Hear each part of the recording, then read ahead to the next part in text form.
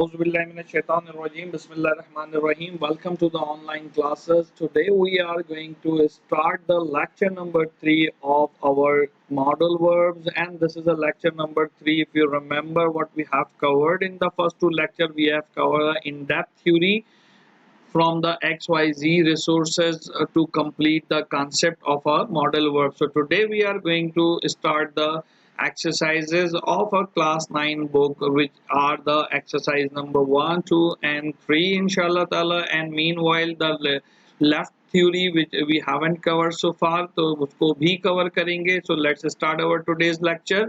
ये आपने यहाँ तक हम कर चुके थे. एक्सरसाइज नंबर 1 देखते हैं. ठीक है, एबिलिटी मैंने पहले भी बताया कि एबिलिटी, परमिशन, ऑब्लिगेशन, प्रोहिबिटेशन, ये सारी चीजों के लिए जो है हम मॉडल वर्ब्स को यूज करते हैं.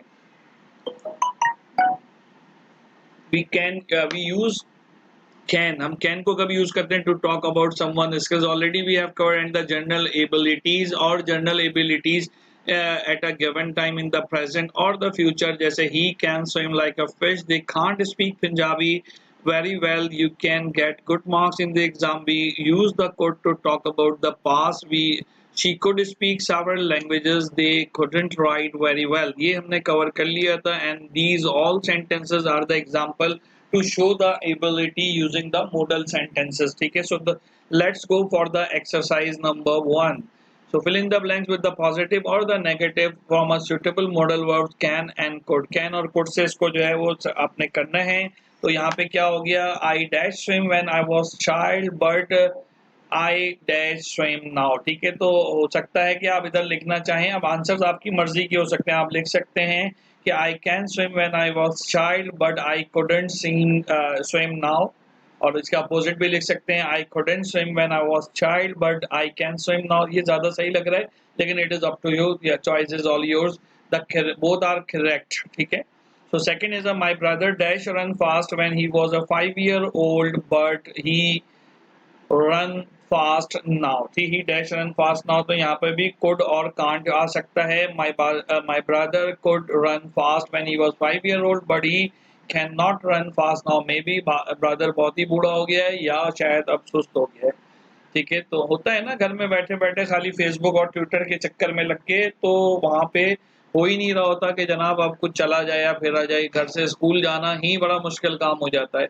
तीसरा है they dash come early but they dash find us a bus earlier. ठीक है, तो यहाँ पे सी में क्या हो सकता है, यहाँ पे भी couldn't और could का इस्तेमाल है. मैंने 2-3 बता दिए. दे could not come early but they can find a bus earlier. ठीक है, वो जल्दी तो नहीं आए लेकिन उनको बस जल्दी मिल गई. ये फिर भी अप्रोप्रिएट नहीं लगता. और जो है क्या कहते हैं, इसके बाद आगे का अगर हम देखेंगे तो ये क्या हो जाएगा, यहाँ पे हम ये भी लिख सकते हैं दे कुड, है ना, they could come early but they couldn't find a बस अर्ली. वो जल्दी तो आ सकते थे लेकिन उनको जल्दी बस नहीं मिल सकती थी. Now a days Sana dash speak fluently but she dash speak so well. अच्छा, सो वेल है तो बता रहा है she could speak so well year ago, but Sana can not या कुडंट आप लिख सकते हैं यहाँ पर. ठीक हो गई बात ये. तो भाई इसको पूरा फिल कीजिएगा. इसके बाद आगे चलते हैं. Exercise number 1 is done. So the exercise number 2 वो क्या बता रहा है हमें. एक्सरसाइज नंबर 2 वो हमें बता रहा है चीजों के मुताल्लिक. वो एक्सरसाइज नंबर 2 क्या है, ये तो हो गया ना. अब इसके एक्सरसाइज नंबर 2 पे चलते हैं. तो this is a language practice और आपने लैंग्वेज प्रैक्टिस के अंदर आगे लेकर चलना है. तो एक्सरसाइज नंबर 2 में क्या, राइट अबाउट योर एबिलिटीज और इनएबिलिटीज इन द फॉलोइंग ब्लैंक्स.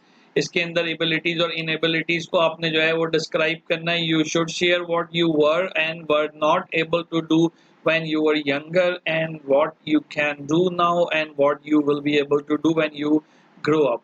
ठीक है, you may use the sentences like this. when I was younger, example दी हुई when I was 9-year-old, तो यहाँ पे आ सकता है. ठीक है, अब यहाँ पे I could है. अब ये क्या लिखेंगे, I could ride a bicycle but I couldn't ride motorcycle. ये भी हो सकता है. ठीक है, now I can ride car, हो सकता है ना ये चीज.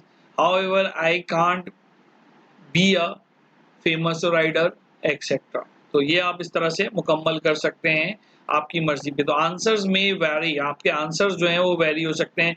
What could you do when, ठीक है, आप क्या कर सकते थे व्हेन यू वर 9-year-old. तो आई कुड रन फास्ट और एक्स वाई जेड आप आंसर दे सकते हैं इसके अंदर। तो it will be the good idea to go with the things. ठीक है, हो जाएगा ये चीज, कोई मसला है इसके अंदर या कोई प्रॉब्लम है इसके अंदर? कोई प्रॉब्लम नहीं होनी चाहिए, ये हमने यहाँ पे कवर किया। So move on to the next one. और this one is about the, पहला एबिलिटी के बारे में पढ़ा था, this one is about the permission.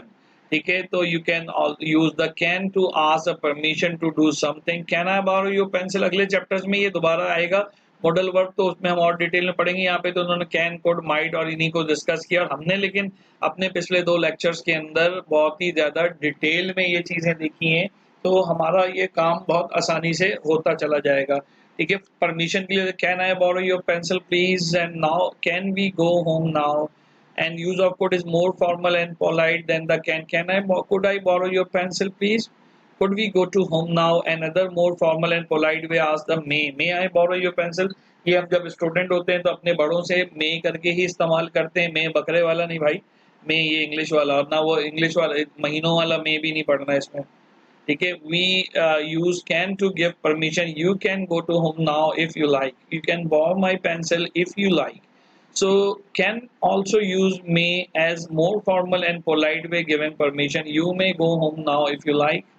सही है, तो एक्सरसाइज 3 के अंदर ये क्या कह रहा है आपसे, यहाँ पे एक डायलॉग्स इसने कहा है कि बनाएं आप, और उन डायलॉग्स के साथ इसको कवर करें। तो work in a group of 6, 3 you should be complete the dialogue A and given below, and 3 should be complete the dialogue B, at least 10 lines in both dialogue, you change the name and more add more names। ठीक है, तो 3 लोग जो है कर सकते हैं।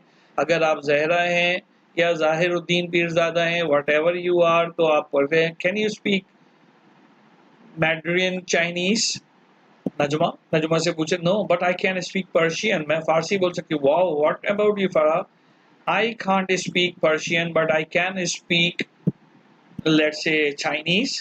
और आगे आप लिख सकते हैं a little bit idiomatic structures का मतलब थोड़ा थोड़ा। ठीक है, तो लिहाजा इस तरह से 10 डायलॉग्स बनाने हैं आपने, ट्राई करें। देखें ये सारी एक्टिविटीज और मेहनत जो है ना आपके इंग्लिश लर्निंग के ऊपर है। You should be able to write, read, learn and speak English properly when you done your intermediate or the matriculation. So do start right now from today. ठीक है, तो अब ये बी में देखते हैं क्या डायलॉग्स हैं। Use can, could, may for the permission. ठीक है, I have completed my work, can I play now, yes you can but come back soon, may I take a new calculator, yes या no भी कर सकते हैं, जरूरी नहीं हर बार हाँ में आंसर दें। No you can not buy a new calculator, Bilal.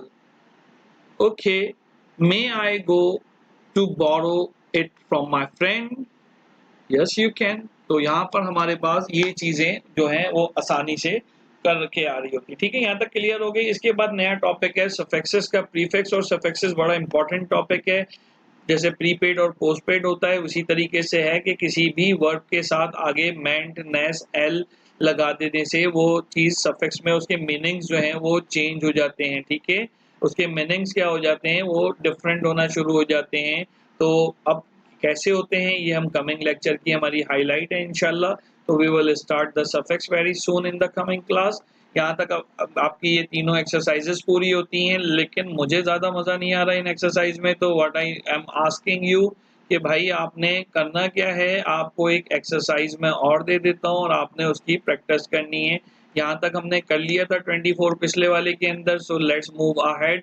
Rewrite the sentence using the modal verbs. ठीक है, some people just don't know how to sing, be able to. सही है, तो क्या हो गया, अब इसको कैसे बनाएंगे, इसको रीराइट कैसे करेंगे। सम पीपल डोंट नो, सही है, तो यहाँ पे क्या हो सकता है, some people might not know how to sing. और इसी तरह से यू में यूज एनीथिंग, आपने जो मॉडल के पूरे स्ट्रक्चर्स पढ़े हैं उनको आप जो है वो यूज कर सकते हैं। यहाँ हेल्प भी दी है, बी एबल टू। ठीक है, तो बी भी वर्ब की फॉर्म है, और यहाँ पे बी के लिए एम, आर, वॉज, और इस तरह से लगता है बी की सेकंड थर्ड फॉर्म आएगा, उसके मुताबिक आप कर सकते हैं। There is a chance that she is in the airport. ठीक है, तो क्या बनेगा इसका, अब आपने सोचना है इसके बारे में और ये काम करना है। Do not block the emergency exit, you must not block the emergency exit. ठीक है, इसी तरीके से बाकी भी आप देख लीजिएगा, इसको कोशिश करके ये एक्सरसाइज भी ट्राई कीजिएगा बाय योरसेल्फ, और यू हैव टू कंप्लीट। ये लास्ट के भी आपको नजर आ जाएंगे, 10 स्क्रॉल कर दिया है। यहाँ तक इस बात को मुकम्मल करें। इंशाल्लाह अगले लेक्चर के अंदर we are coming across with the suffix, और सफिक्स और प्रीफिक्स को हमें गौर से देखना होगा। तो इस तरह से हमारी वोकैबुलरी जो है वो इंक्रीज होती चली जाएगी, और वोकैबुलरी इंक्रीज का मतलब है you should be able to speak more and more English fluently as compared to you are speaking right now। सही है, समझ में आ रही बात? ये आपने जुमले में गौर किया तो मैंने बहुत सारे मॉडल वर्ड्स भी जो है बोले हैं, उनके लिए आपको सुनना पड़ेगा दोबारा तिबारा इन लेक्चर को। एक बार सुनेंगे तो काम होगा। इंशाल्लाह अगले लेक्चर में मुलाकात होती है। Take care of yourself. अल्लाह हाफिज।